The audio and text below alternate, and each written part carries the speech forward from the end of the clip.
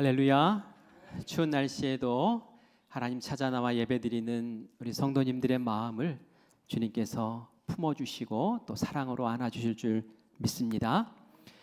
우리 1월 이제 둘째 주일 오늘 예배를 드리며 신년표를 한번 다시 읽어보겠습니다. 시작. 기도로 성령 충만, 권능받아 영혼 구원. 아멘. 이 안에 기도, 또 성령, 권능, 영혼 구원 해서 한 4가지의 중요한 단어들이 담겨 있습니다. 제가 첫 번째 주일에는 우리가 권능 받아서 우리의 삶에 하나님의 신적인 능력으로 열어주시고 복 주시는 은혜를 함께 누리자는 그런 말씀을 전했습니다. 그리고 이 권능은 성령 충만에서 오는 것이고 성령 충만은 기도함 가운데서 오는 것입니다 라고 그렇게 말씀을 전했죠. 오늘은 그 뒷부분 이야기를 좀 더 하려고 해요. 우리가 성령 충만해서 권능을 받으면 하나님께서는 우리에게 증인되라 라고 말씀하시거든요. 우리에게 증인된 삶을 살라고 말씀하시는 그 부분, 영혼 구원하라는 그 소명된 자의 그 삶을 오늘 함께 나누기를 원합니다. 성령의 권능을 받으면 우리 마음에 이거 하고 싶어 라고 떠오르는 것들이 여러 가지 있을 거예요. 목회자인 저에게는 가장 먼저 떠오르는 것이 우리 성도 가운데 병으로 고생하는 성도들, 하나님 저에게 성령의 권능을 주신다면 그들을 놓고 기도하고 그들을 먼저 회복시키고 일으켜 세웠으면 너무 좋겠습니다 하는 그런 마음이 있어요. 여러분들은 어떠세요? 성령의 신적 권능이 여러분들에게 주어졌다면 여러분들은 무엇부터 하고 싶으십니까? 먼저는 삶의 곤고한 문제들부터 해결하고 싶으시겠죠. 물질의 문제, 또 건강의 문제, 가정의 문제, 사업의 문제, 자녀의 앞길에 대한 문제, 이런 것들 하나님 성령의 권능으로 하나님 이거 한 방에 쫙쫙 시원하게 좀 해결했으면 너무 좋겠습니다 라는 그런 마음이 있으실 거예요. 맞습니다. 성령의 권능으로 하나님께서도 우리가 삶의 문제들을 해결해 나가고 복받는 모습을 기대하시고 기뻐하실 줄 믿습니다.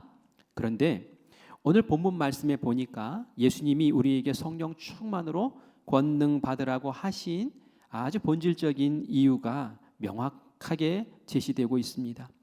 8절 말씀 다시 읽겠습니다.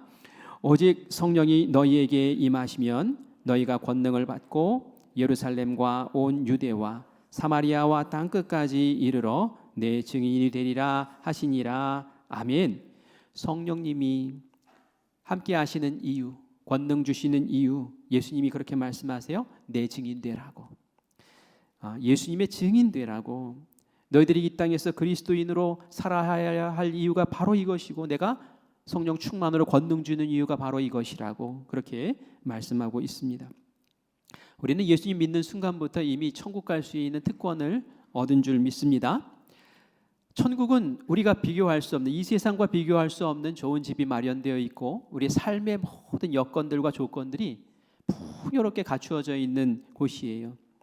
정말 그것이 준비되어 있다라는 것을 마음에 생각하고 그릴 때마다 빨리 이 복잡하고 어렵고 혼란스러운 이 세상 빨리 정리하고 이사 갔으면 좋겠다 하는 그런 마음이 들기도 합니다. 그런데 우리를 그렇게 사랑하시는 하나님이 우리를 새롭게 마련하신 그 자리로 빨리 부르지 않으셔요. 그리고 이 삶의 자리를 지키기를 원하세요. 왜 그럴까요? 그것은 우리가 이 땅 가운데 예수님의 증인으로 살아야 할 그러한 이유가 있기 때문에, 너희들이 이 땅에서 나의 증인으로 살아야 한다라는 것 때문에 우리가 이 세상에 존재하는 줄 믿습니다. 예수님의 증인 된다는 것이 구체적으로 무엇일까요? 증인, 여러분 우리가 생각할 때 우리가 이제 증인이란 말을 별로 들을 일이 없잖아요. 법정에 가서야 뭐 증인 하면서 있는 그대로 말해봐라라는 그런 주문을 받게 되는데, 증인이라는 것은 어떤 사실이나 사건을 직접 경험하거나 목격한 사람으로서 이를 다른 사람에게 그대로 이야기해 주는 것을 증인이라고 얘기를 하죠. 예수님의 증인이 된다는 뜻은 이런 겁니다. 우리가 예수님을 믿어요. 나의 구원자이십니다. 나의 삶의 주인이십니다 하면서 믿어요. 그런데 이 믿음으로 딱 그치는 것이 아니라 내가 예수님을 경험한 사건이나 또 예수님에 대한 십자가에 대한 복음이나 내가 받은 은혜를 그리고 예수님에 대한 내 신앙의 고백을 입술로 소리내서 증언하는 것, 그것이 바로 예수님의 증인이 되는 것이다 라는 말씀이에요. 증인이라는 것은 성경에 굉장히 중요한 역할로 기록되어져 있어요. 구약에도 그렇고 신약에도 그래요. 제가 구약에 나오는 말씀을 한 가지 같이 살펴보기를 원하는데, 이사야 43장 10절 말씀을 같이 보면서 증인이 뭔가 한번 읽어보겠습니다. 나 여호와가 말하노라. 너희는 나의 증인 나의 종으로 택함을 입었나니 이는 너희가 나를 알고 믿으며 내가 그인 줄 깨닫게 하려 함이라. 나의 전에 지음받은 신이 없었느니라. 나의 후에도 없으리라. 아멘. 하나님이 많은 족속들이 있는데 그 가운데 특별히 이스라엘 백성들을 택하셨대요. 선택하셨다는 거예요. 무엇으로 선택하셨대요? 우린 상식적으로 하나님의 나라로 선택하셨죠 라고 말씀할 수 있는데, 오늘 성경에 뭐라고 나와요? 너희는 나의 증인 나의 종으로 택함을 얻어 입었나니 라고 말씀하고 있어요. 증인으로 선택했다는, 증인으로. 어떤 증인이요? 하나님이 이 세상의 유일한 구원이십니다 라는 그것을 선포하는 증인으로 세우셨다는 거예요. 그 당시에 많은 잡신들이 있잖아요. 우상들이 많고. 그런데 그 신이, 그 잡신들이 구원의 길이 아니라는 거예요. 하나님만이, 오직 하나님만이 우리를 구원하시는 구원이십니다, 참 신이십니다 라는 것을 증언하는 백성으로 이스라엘 백성들을 특별히 택하고 그들을 증인 삼으셨다라는 거죠. 하나님의 증인이 된다는 것은 결코 가벼운 일이 아닙니다. 결코 하찮은 일이 아니에요. 이렇게 한 민족을 택해서 너희들 다 증인되라 라고 하셨을 때는 그것이 하나님이 주신 엄중한 무게가 있는 역할이고, 그 증인의 한마디 한마디를 통해서 생명이 오락가락하는 일이 벌어진다라는 것을 우리가 기억하셔야 돼요. 얼마 전 뉴스에서 무기수로 24년을 감옥에 살다가 최근에 무죄 선고를 받고 나온 한 여인의 이야기를 볼 수 있었습니다. 김모 씨였어요. 이 사람은 존속 살해 혐의, 그러니까 아버지를 살해한 그러한 죄를 받아서 감옥에 갇혀서 무기수로 평생을 감옥에서 보내야 될 사람이었어요. 그분에게 사연이 있더라고요. 어떻게 해서 그가 무기수가 되었는지. 아버지가 돌아가셨어요. 그런데 정황이 살해당한 그런 정황이었어요. 그런데 경찰들이 조사를 하는 것을 보니까 그 남동생에게 의혹이 몰리는 거예요. 남동생이 범인인 것처럼 몰아가는 거예요. 그래서 이거 안 되겠다, 남동생이 잘못하면은 잡혀 들어가서 큰일 당하겠구나 생각이 들어서 자기가 했다고 허위 자백을 한 거예요. 허위 증언을 했단 말이죠. 자기가 자신에 대해서 허위로 이야기한 거예요.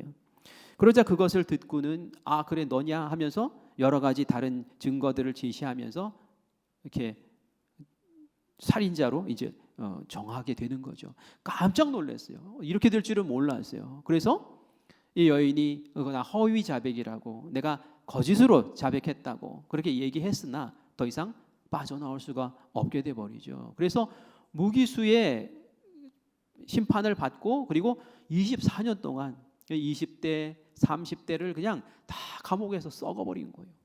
그리고 나서 지금 다시 한번 재심 신청을 해서 그 당시에 허위 자백인 것 같고, 그리고 검찰이 제시했던 그 증거들이 아닌 것 같다, 이렇게 판결이 나가지고 지금 풀려났더라고요. 이게 얼마나 억울합니까? 뭐 잘못해서, 말 한마디 잘못해서, 증언 잘못해서. 이 증언이라는 것이, 증인으로서의 말한다는 것이 얼마나 이게 중요한가라는 것을 다시 우리에게 보여줘요. 구약 성경에서는 거짓 증언하지 말라고, 그 증인으로서의 말 한마디가 얼마나 소중한지 모른다고. 증인이 말을 해야 되는데 말 안 하는 것도 문제예요, 그죠? 거짓으로 말하는 것도 문제지만 내가 해야 될 말을 하지 못하고 입 딱 다물고 있는 것, 진리를 가리는 것도, 이것도 큰 문제인 것이죠. 그래서 내가 증인이 되었다라고 할 때는 증인으로서의 그 엄중한 무게를 우리가 느끼고 거기에 합당한 모습으로 서야 되는데, 이스라엘 백성들에게 지금 하나님이 너는 나의 증인이야 라고 그렇게 선포하시는 것을 보게 돼요. 예수님도 증인이셨어요. 예수님도 세례 요한이 세례를 베풀면서 그 당시에 많은 영향력을 끼쳤는데 예수님이 등장하시면서 많은 사람들이 예수님에게 가서 세례를 받는 거예요. 그러니까 이 제자들이 속상했어요. 아니 예전에는 세례 요한이 인기가 많았는데 다 뺏겼네? 밀리네? 막 이런 생각이 드니까 속상해서 세례 요한에게 예수님에게 다 갑니다 하면서 투정을 하는 거예요. 그러자 이 세례 요한이 예수님이 어떤 분이신가에 대해서 말씀을 하세요. 나랑은 비교조차 할 수 없는 위대하신 분이고 어마어마하신 분이라는 것을 이 제자들에게 설명을 하는데 그 말씀이 요한복음 3장 31절에서 33절에 나옵니다. 우리 같이 읽겠습니다. 위로부터 오시는 이는 만물 위에 계시고 땅에서 난 이는 땅에 속하여 땅에 속한 것을 말하느니라. 하늘로부터 오시는 이는 만물 위에 계시나니 그가 친히 보고 들은 것을 증언하되 그의 증언을 받는 자가 없도다. 그의 증언을 받는 자는 하나님이 참되시다는 것으로 인쳤느니라. 아멘, 아멘. 오늘 말씀해 보니까 위에서부터 오시는 이 누구를 얘기할까요? 예수님 얘기하는 거예요. 예수님. 세례 요한이 지금 얘기하는 거예요. 위에서부터 오시는 이, 하늘로부터 오시는 이 바로 예수님이에요. 이 예수님은 만물 위에 계신다. 이 땅 위에서 이렇게 우리처럼 엄벙덤벙 사는 그런 분이 아니라 하늘 위에서 천국에서 하나님 곁에서 이 땅에 오신 아주 신령하고 신적인 분이시다라는 것을 이제 얘기를 하는 거죠. 그러면서 오늘 이 짧은 3절의 말씀 가운데 계속 등장하는 반복되는 말씀이 있어요. 뭐냐면은 증언하되 증언받는 자, 증언이란 얘기가 나와요. 이 하늘에서 오신 이 예수님이 증언을 하신다는 거예요. 증인이라는 거예요. 무엇에 대한 증인? 32절 말씀 보니까 그가 친히 보고 들은 것을 증언하되, 예수님이 당신이 직접 보고 들은 것, 경험한 것을 입으로 선포하시면서 증언하시는 증인으로 이 땅 가운데 오셨다라고 이렇게 말씀을 하는 거죠. 도대체 뭘 보셨다는 걸까요? 이 세상과 차원이 다른 저 하늘에서 오셨다고 말씀을 했어요. 그것은 천국을 경험하고 천국을 사셨고 천국을 너무 잘 아시고 경험하신 분이 오셔서 천국에 대한 말씀을 증언하셨다라는 겁니다. 예수님이 첫 설교하셨을 때에 어떤 설교하셨을까요? 세례 요한도 그 얘기를 했으나 예수님도 회개하라. 그 다음에 뭐예요? 천국이 가까웠느니라 하면서 천국 얘기를 먼저 팍 터뜨리셨어요. 성경에 보면 많은 선지자들이 있고 많은 선생들이 있지만 천국은 이렇다라고 얘기하는 설교를 한 것을 찾아볼 수가 없어요. 물론 나중에 요한계시록을 쓴 요한이 하나님이 부르셔서 천국 보고 와서 쓴 것, 그 예수님 아주 오래 후에 기록한 것이지만 그 전에는 천국은 이렇다, 천국은 이렇다 한 게 없어요. 하지만 예수님은 천국에 대한 설교를 너무너무 많이 하셨어요. 천국은 마치 이렇다라고 비유를 들어서 우리가 이해하기 쉽게 비유로 들어서 천국은 이래, 천국은 이래 하고 엄청나게 많은 것을 이야기하셨어요. 그건 왜 그럴까요? 예수님은 천국을 보신 분이고 경험하신 분이고 너무 잘 아시는 분이에요. 그런데 이 땅에 보니까 이 세상 사람들이 천국을 전혀 몰라요. 그냥 천국이 있네라고 생각할 뿐이에요. 그리고 이 세상에 마치 목적, 이 삶의 목적이 이 세상에 있는 것처럼 그냥 여기에만 그냥 매달려서 사는 거예요. 복을 구해도 그냥 이 땅에서 그냥 어떻게 해볼까라는 그 복만 구하고 있는 거예요. 그래서 얼마나 답답해요. 이 세상이 전부가 아닌데. 그래서 천국에 대한 이야기, 천국에 대한 소망으로 그 마음 가운데 막 도전을 하시는 거예요. 그리고 나서 그 천국 가는 유일한 길이 바로 나야 하면서 십자가에 달려서 돌아가심으로 우리를 위해 피 흘려 보혈 흘려 죽으심으로 천국 가는 그 길까지 여신 분이신 줄 믿습니다. 그래서 우리가 예수님을 구원자이십니다라고 표현을 하지만 또한 천국을 증언하신 천국의 증인이십니다라고 그렇게 말씀하고 있는 거죠. 이 증인이라는 것이 이렇게 소중하단 말이에요.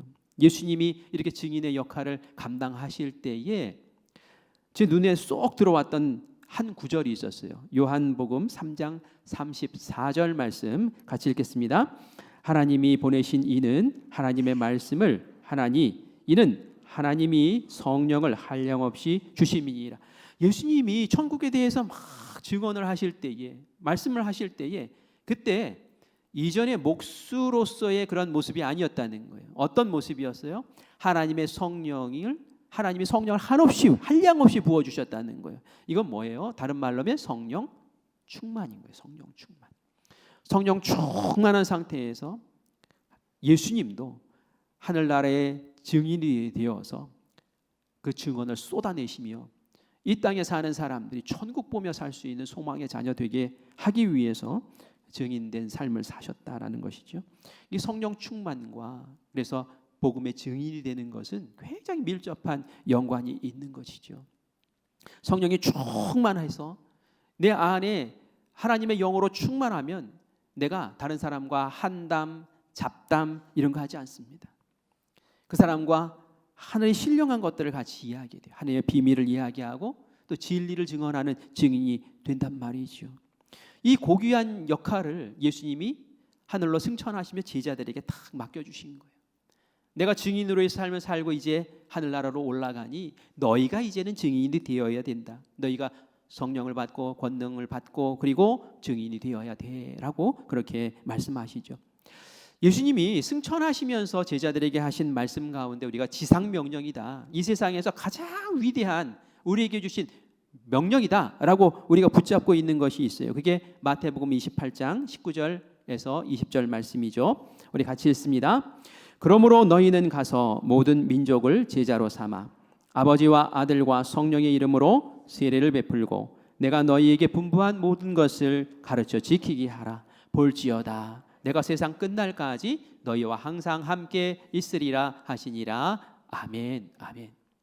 여기 보면 무슨 말씀입니까? 너희들, 내가 하늘로 가는데 너희들이 해야 할 것이 있어. 요거는 꼭 해야 돼. 모든 민족에게 복음을 전해서 제자를 삼아 그들에게 세례를 줘. 그리고 하나님 말씀대로 살 수 있도록 너희들이 가르쳐 줘야 돼. 이게 뭡니까? 복음 전해서 예수님 믿게 만드는 것, 제자 삼는 것, 그 복음의 증인이 되라는 얘기예요. 다른 말로 하면은.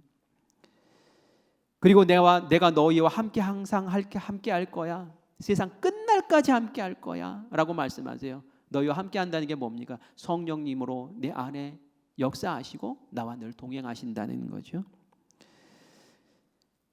우리에게 증인되라고 하시는 그 말씀, 이 말씀이 제자에게 하신 말씀일 뿐만이 아니라 또 우리에게 주신 말씀인 줄 믿습니다. 우리 예루살렘이 어디일까요? 우리 예루살렘, 가까이 있는 우리 친척과 가족들 얘기하는 거겠죠. 또 온 유대가 어디입니까? 우리가 사는 삼척과 동해 얘기하는 거겠죠. 사마리아는 뭐 얘기하는 걸까요? 사마리아는 서로 갈등 가운데 있었던 그런 족속이에요. 그래서 우리가 거치는 사람들, 우리하고 감정 안 좋은 나라들, 뭐 이런 것들을 얘기하겠죠. 땅끝은 어디를 얘기할까요? 땅끝은 아직도 복음 듣지 못하고 예수님의 복음 알지 못하는 그들까지도 우리가 복음이 증인이 되어서 그들을 품어야 된다라는 거죠. 저는 북한도 미존도 종족이 아닐까라는 생각이 들고 땅끝이 아닐까라는 생각이 들어요. 가장 가까우면서도 복음이 들어가지 않는, 복음이 들어가면 복음을 영접하면 죽여버리는 그런 나라 말이죠. 예수님이 말씀하셨어요. 세상 끝날까지 너희와 함께 하는데, 이 세상 끝이라는 것은 예수님 재림하시는 그때를 얘기해요. 예수님 재림하시는 그때. 우리가 세상의 모습을 보면서 예수님이 재림하시면 세상이 끝나고 종말이라고 하잖아요. 이 종말의 어떤 표징들을 성경을 통해서 우리가 감을 잡습니다. 성경에 보면은 자연재해, 또 이상기후 현상, 기근과 지진, 뭐 전쟁, 그리고 거짓 선지자들이 나타나서 거짓 진리를 선포하고 이런 것들을 보면 이제 종말이 다가왔구나라는 것을 알라고 얘기를 합니다. 그래서 LA에서 막 불 막 나고 하는 거 보면 뉴스에서 아주 심각하게 다루고 있더라고요. 지금 88조 원이 이게 피해액이 88조 원이래요. 도대체 뭐 어떤 불이길래 그렇게 어마어마한 불입니까? 아직도 절반도 잡히지 않았대요. 그냥 몇 프로 이제 진화가 그렇게 안 되는 거예요. 그냥 불바다가 돼 버렸어요. 그리고 지금 전쟁은 계속 되죠. 북한에서는 또 막 그냥 러시아에 파병을 해가지고 많은 사람들이 총알바지가 돼서 죽는다는 그런 이야기를 듣습니다. 기근. 이런 것들을 보면은 이젠가? 이제 올 때가 됐나? 예수님 오실 때입니까? 라는 그런 경각심이 드는데 사실 정확한 조건은 다른 것에 있어요. 정확한 조건, 예수님이 다시 오시는 정확한 조건이 뭘까요? 그것은 마태복음 24장 14절에 나옵니다. 우리 같이 한 목소리로 읽습니다. 이 천국 복음이 모든 민족에게 증언되기 위하여 온 세상에 전파되리니 그제야 끝이 오리라. 그제야 끝이 오리라. 그제야 끝. 종말이 온다는 거예요. 언제? 복음이 모든 민족에게 전파될 때까지. 아무도 나 복음 못 들었어. 예수님에 대한 이야기를 한 번도 못 들었어요. 라는 이야기가 안 들릴 때까지 쫙 그 복음이 전파될 때까지. 그래서 땅끝까지 우리에게 증인되라고 하시는 거예요. 증인된 사명이 바로 그거라는 얘기입니다. 내가 이 세상에 예수님의 나라가 도래하는 그 일에 나를 사용하여 주시옵소서. 그래서 지금도 미전도 종족에게 복음을 전하기 위해서 성경 번역하는 분이 계시더라고요. 단체들이 참 많아요 보니까. 근데 이 사람들은 밥 먹고 하는 일이 문자가 없는 그 미전도종의 말만 있어요. 문자가 없어요. 거기에 문자를 만들어주고 그리고 복음서를 번역을 해서 그것을 가르쳐주고 하면서 이 복음을 전하는 일에 평생을 다 바치는 사람이 있더라고요. 이게 뭡니까? 그 일로 나는 복음의 증인이 되겠다는 거예요. 왜? 그렇게 해야지 하나님의 나라가 이 땅에 임하시니까. 빨리 하나님의 나라가 임하셔서 이 땅에서의 삶을 정리하고 천국 백성 되고 싶으니까 말이죠. 우리도 예수님의 제자들에게 주셨던 그 말씀처럼 우리에게도 주신 이 사명을 오늘 올해에 우리의 교회의 표로 삼고 내 삶의 지표로 삼고 나도 증인된 삶을 살겠습니다라는 각오로 다시 일어나시기를 간절히 바랍니다. 그래서 내 입술을 여셔야 돼요. 그런데 입술로만 증거하는 것이 아니더란 말이죠. 몸으로 증거하는 것이 더 파워가 있어요. 증인된 삶은 말로만 하는 것이 아니라 삶으로 하는 것이라는 예를 제가 하나 소개를 해드릴게요. 어느 중소기업의 격리 부장을 맡았던 분이 계시는데 이분이 전 사장님을 따라서 교회에 와서 등록을 하겠다고 말씀을 하시는 거예요. 전 사장님이라고 제가 얘기하는 것은 얼마 전까지는 사장이었다가 회사가 망해서 이제 사장이 더 이상 아닌 분을 쫓아온 거예요. 참 이상한 일이죠. 자발적으로 어떻게 이런 일이 있었을까 물어보니 이 격리 부장으로 계셨던 분이 있었던 회사가 중소기업의 든든한 회사였대요. 아주 번창하는 회사였대요. 그런데 IMF 외환 그 어려움 사태를 겪으면서 흑자이면서도 도산을 당하는 거예요. 그런데 이 일을 처리할 때에 그 전 사장님이 하시는 모습을 보면서 마음에 큰 충격을 받았대요. 그 당시에 주변에 자기 동료들이 친구들이 근무하는 곳에 연락을 해보고 알아보면은 그냥 그 문제가 터지고 어려움 생기니까 그 사장님이 자기의 몫을 어떻게 해서든 챙겨가지고 야반도주 하려고 이렇게 하는 모습을 이제 얘기를 해주는 거예요. 그때 내가 이렇게 또 도와줬어야 됐고 뭐 어떻게 하고 뭐 이런 얘기를 하는데 자기가 있는 그 회사의 사장은 다르더라는 거예요. 어떻게 하면은 우리 직원들 퇴직금이라도 챙겨줄 수 있을까 해서 자기 몫이 있는데도 불구하고 그것을 포기하고 직원들 골고루 이렇게 어떻게 해서든지 도와주고 정리하려고 애쓰고 그리고 관계했던 회사들과의 관계 속에서 또 고객과의 관계 속에서 어떻게 하면 피해를 최소화시킬까 하면서 이것저것 궁리하면서 끙끙거리면서 그걸 끝까지 정리해 놓고 나가는 그 모습을 옆에서 다 지켜본 거예요. 그러니 얼마나 그 마음에 감동이 되는지 내가 이분이 우리 사장님이 믿는 하나님 한번 믿어보고 싶다. 그전에는 교회 가자고 해도 귓전에도 안 들었대요. 그런데 그 모습 보고 교회 나왔습니다. 그 얘기를 하더라는 거예요. 저는 이 말을 들으면서 큰 충격을 받았어요. 우리가 흔히 생각하기에 내가 예수님의 증인이 되고 하나님의 증인이 된다는 것은 내가 복 받았을 때나 가능하지라고 생각하기가 쉬워요. 그렇죠? 내가 성령의 권능으로 문제를 해결하고 복 받고 기적이 일어나고 길이 열리고 자녀가 잘 되고 그러면은 이걸 자랑을 하면서 하나님 해주셨어, 예수님이 해주셨어, 그러니 예수 믿고 당신도 똑같이 복받아, 이렇게 얘기할 수 있단 말이에요. 그래서 우리가 딱 거기로만 한정을 하고 증인된 삶은 내가 먼저 복 받은 다음에나 가능하지라고 딱 국한을 시켜요. 근데 오늘 이 예를 들어보세요.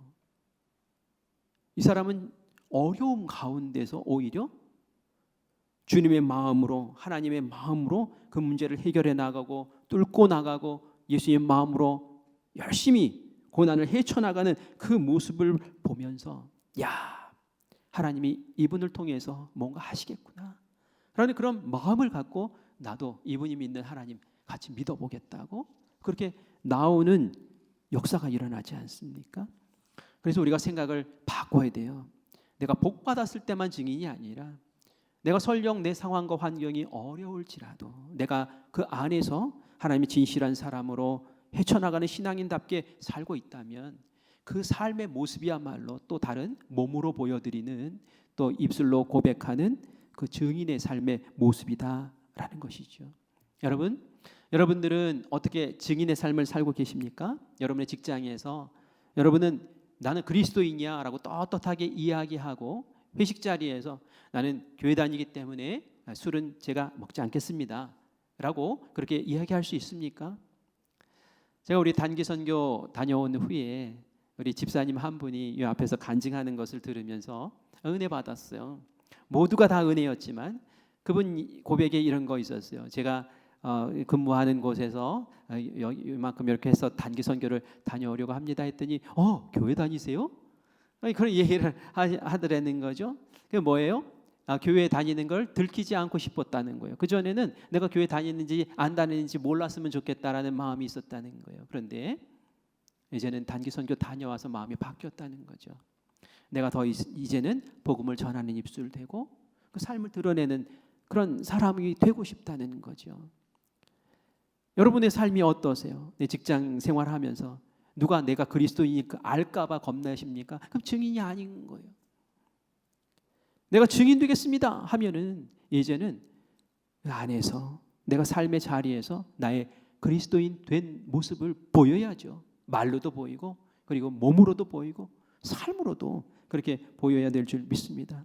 다른 사람들이 막 영화 얘기하고 다른 사람들이 막 음식 얘기하고 뭐 어디 가면 뭐가 맛해 뭐 좋대 막 이런 얘기할 때에 나도 진심으로 예수님이 얼마나 좋으신 분인지 몰라 하면서 예수님이 얘기할 수 있고 구원의 길을 얘기할 수 있느냐는 말이에요. 그게 바로 증인의 모습이다라는 거죠. 그런데 이 증인의 모습으로 사는 것이 쉽지 않아요. 용기가 필요하고 담대함이 필요하고 지혜도 필요해요. 여러분 베드로 생각해 볼까요? 베드로가 어땠어요? 예수님 3년 동안을 쫓아다니면서 예수님 이야기 들었어요. 예수님과 동고동락하면서 예수님의 기적도 많이 봤던 사람이에요. 예수님의 죽으심도 보았지만 예수님의 부활의 현장에도 같이 있었어요. 예수님 부활하셨거든요. 예수님 승천하는 자리까지도 같이 있었어요. 정말 예수님에 대해서 눈으로 보고 느끼고 체험하는 데 있어서는 베드로만큼 그렇게 경험한 사람이 또 어디 있었을까 싶어요. 그러면 당연히 그 본 것을 이야기할 수 있는 사람 아닙니까? 그런데 베드로가 어떻게 했어요? 자기가 옛날에 어부였던 그 자리로 돌아가서 그물질하면서 고기 잡고 있었어요. 예수님은 너 사람 낚는 어부가 되라 하여 부르셨는데 고기 잡는 어부로 돌아가 있었다는 거예요. 보았다고 증인되는 거 아니에요? 알았다고 증인되는 게 아니란 말이에요. 예수님의 제자 가운데 도마는 심지어는 예수님 부활해서 나타나셨을 때 그 자리에 없었어요. 그러니까 나는 손으로 이렇게 다 확인해보고 못자국에 내 손가락 넣어가지고 찔러서 확인해보기 전에는 내가 못 믿어 막 이랬던 사람이에요. 그런데 예수님이 나타나서 만져봐 라고 했을 때 정말이시네요. 화들짝 놀라면서 예수님을 정확하게 부활하신 예수님 만나잖아요. 그렇다고 이 도마가 밖에 나가서 복음 전했습니까? 다 숨어 있었어요. 보았으나 용기가 없는 거예요. 두려운 거예요. 할 수 있는 능력이 없는 거예요. 언제 이들이 뒤집어 엎어집니까? 그것은 바로 성령 받았을 때. 오순절 다락방에서 기도하다가 성령이 임하시고 성령이 주시는 권능을 받으니까 그 안에 성령이 주시는 용기와 담대함과 지혜가 생기니까 더 이상 견디지 못하고 뛰쳐나가서 길거리에 나가서 예수님이 이런 분이시라고, 예수님을 믿으라고 그렇게 선포하고 증인되었을 때에 3,000명이 예수 믿고 5,000명이 예수 믿는 아름다운 역사가 일어난 줄 믿습니다. 여러분, 두렵습니까? 증인으로의 삶이.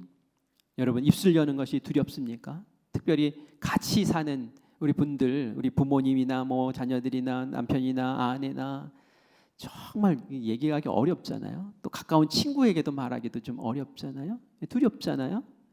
어떻게 해야 됩니까? 성령님을 구하셔야 돼요. 그리고 성령의 권능을 나에게 주셔서 내가 이전에 이렇게 내 말로 했던 것이 아니라 이제는 성령님이 이끄시는 그 능력으로 올해는 같이 선포하며 내 삶을 변화시키며 하나님 전에 나와 함께 손잡고 예배드릴 수 있는 그 영광을 저에게 허락하여 주시옵소서라고 그렇게 구하는 우리가 되기를 간절히 축원합니다. 먼저 우리가 많이 복받기를 원해요. 우리가 교회에서 새해 인사할 때 꼭 제가 그렇게 하라고 그러죠. 새해 복 많이 받으세요. 그죠? 새해 복 많이 누리세요. 많이 누리시는 거예요. 받고 내가 누리는 거예요. 그리고 여기서 딱 끝나지 않아요. 하나 더 있죠. 뭐죠? 새해 복 많이 이제 나누세요. 나누시라고. 나누시라고. 어떤 분이 그런 얘기해요. 교회에 나와서 은혜를 받으러 나왔는데 어떻게 사역을 얘기를 하시네. 교회 이제 위로받고 싶잖아요. 이게 일주일 동안 살면서 여기 치고 저기 치고 나와서 하나님이 품어주시고 아유 얼마나 고생했니. 난 너 사랑한다. 너 그렇게 배신당했지? 나는 너 알아, 마음 알아. 내가 위로해 줄게. 그러면서 눈물 흘리면서 하나님 감사해요 하면서 다시 힘없고 일어서는 거, 그 위로 받고 싶어서 왔는데 위로가 아니라 증인되라고 자꾸 막 사역의 자리를 막 초청을 하고 막 이러니 아유 이거 참 부담스럽네요. 이렇게 느끼시는 분 계실지도 모르겠어요. 그런데 하나님 우리의 삶의 어려움들을 해결해 주시는 것도 은혜예요. 우리를 위로해 주시는 것도 은혜예요. 맞아요, 은혜예요. 그런데 나를 하나님의 증인으로 선택해 주시고 그 증인된 삶, 거룩한 삶으로, 그 영광의 삶으로 나를 인도해 주시고 나에게 하나님의 그 거룩한 예수님이 감당하셨던 그 역할을 나에게 맡겨주시고 그 일에 동역하는 동역자로 나를 세워주셔서 내가 이 땅 가운데 입 열어서 삶으로 증인의 삶을 살았을 때 내 생명책 옆에 누구누구가 어느 장소에서 누구에게 증인의 역할을 감당하다 욕먹었다 라고 한 줄 쓰시면 그것이 우리에게는 더 없는 상이 될 줄 믿습니다. 그게 더 큰 은혜인 거 아닙니까? 이 땅 가운데서 문제 해결되어는 것, 그것도 은혜지만 하늘에서 받을 상을 이 땅에서 준비하는 그것이야말로 은혜 중에 은혜인 줄 믿습니다. 그것을 감당하기 위해서 힘달라고, 그것을 감당하기 위해서 주님 내 안에 역사해달라고 우리 뜨겁게 기도하셔야 돼요. 여러분 나가사키 이거 무슨 말인지 아시죠? 나가사키 일본에 있는 어느 지명이에요. 나가사키 하면 뭐가 딱 떠오르십니까?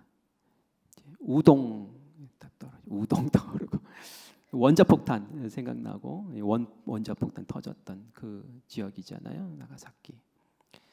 제가 우리 교회에 그 올해 성지 순례를 좀 이렇게 좀 했으면 좋겠다 이제 생각을 해서 여기저기 좀 알아보고 그러다가 어떤 분이 형편이 되시면은 가까운 나라 일본의 나가사키도 괜찮다는 얘기를 해요. 그래서 그 뭔가 하고 이제 찾아봤어요. 나가사키는 우동밖에 생각이 안 나는데 거기가 무슨 순교지라는 거예요. 그래서 거기를 들어가서 봤어요. 그랬더니 아주 감동적인 어떤 사연이 있더라고요. 일본에 처음에 기독교가 들어왔을 때는 기독교인이 얼마나 기독교가 번창했는지 30만 명이나 되는 사람이 예수님을 믿었대요.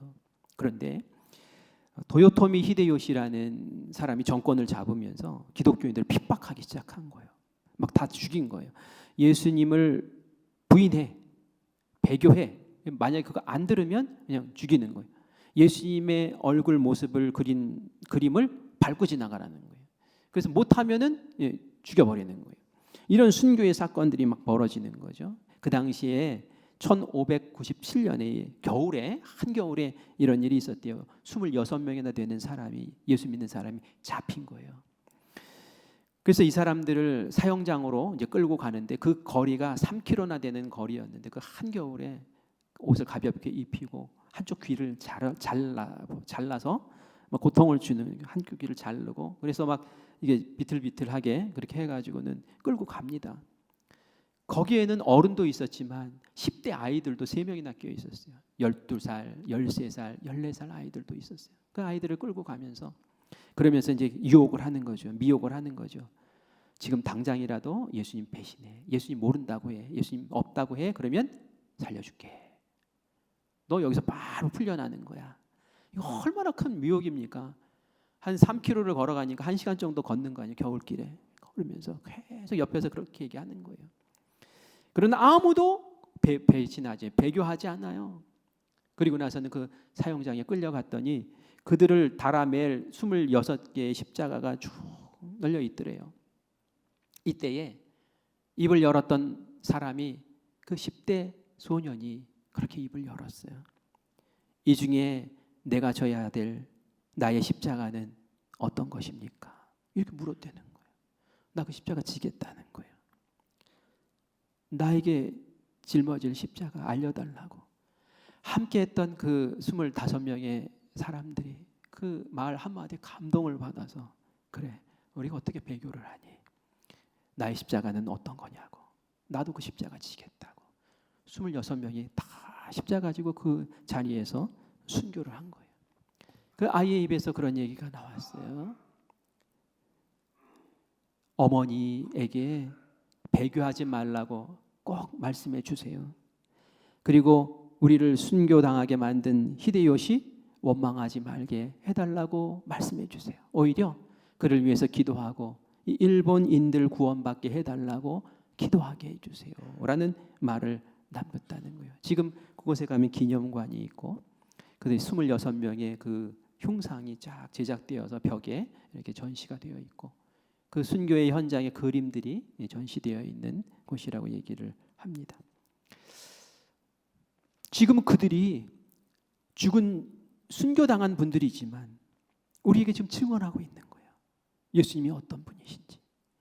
예수님 나의 생명을 걸고도 내가 놓지 않고 붙잡아야 될 구원자이시고 나를 이 세상에서 천국으로 인도하실 유일한 길이다라는 것을, 그래서 내가 생명을 바쳐서 내가 예수님을 붙잡았다라는 것을 지금 그 현장에서 지금도 우리에게 쟁쟁이 그렇게 증언하는 증인이라는 거죠.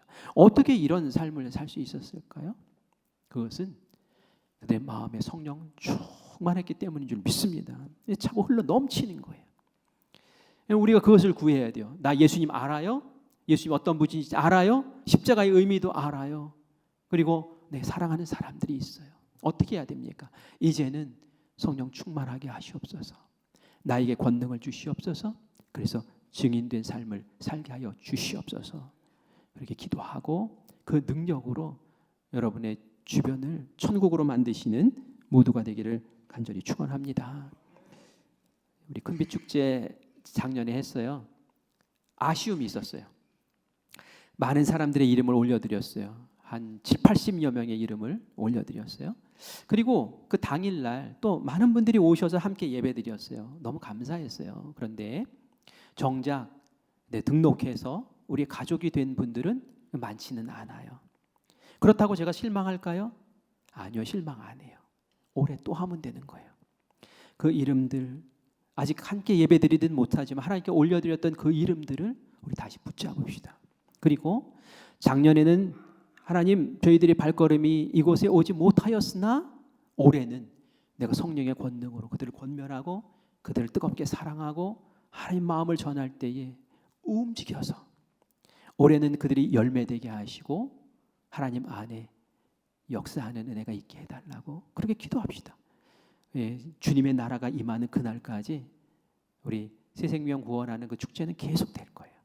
제가 연초에 이렇게 말씀드리는 이유는 우리가 후반기로 들어가서 내가 누구 전도하지? 이렇게 그때 가서 생각하지 말라는 거예요. 우리 교회의 표가 이제 증인된 삶을 사는 거 영혼 구원이에요. 그렇다면 연초부터 내가 구원해야 될 그 이름들을 기억하고 이 사람 꼭 전도하기를 원합니다. 이 사람 꼭 구원해 주셔야 됩니다. 그런 뜨거운 마음으로 했으면 좋겠어요. 여러분 믿음 생활 카드 다 나눠드렸잖아요. 여기 열어보면은 전도 생활이라고 해서 전도 대상자 5명을 쓸 수 있도록 빈칸이 마련되어 있어요. 이거 여러분 폼으로 준 거 아니에요. 장식품으로 준 게 아니라 여러분의 신앙생활을 든든히 세워나가라고 드렸어요. 여기에 여러분들이 마음에 품고 기도하는 이들, 나의 자녀일 수도 있어요. 나의 엄마일 수도 있어요. 내 아빠일 수도 있어요. 그 이름들을 기록하시고 그리고 기도하셔요. 그리고 성령 충만으로 입술을 여셔요. 하나님께서 역사하실 줄 믿습니다. 그 열매를 꼭 거두는 올해가 되시기를 바라고 예수님께 인정받는 귀한 증인의 삶을 사시는 우리 모두가 되기를 간절히 축원합니다.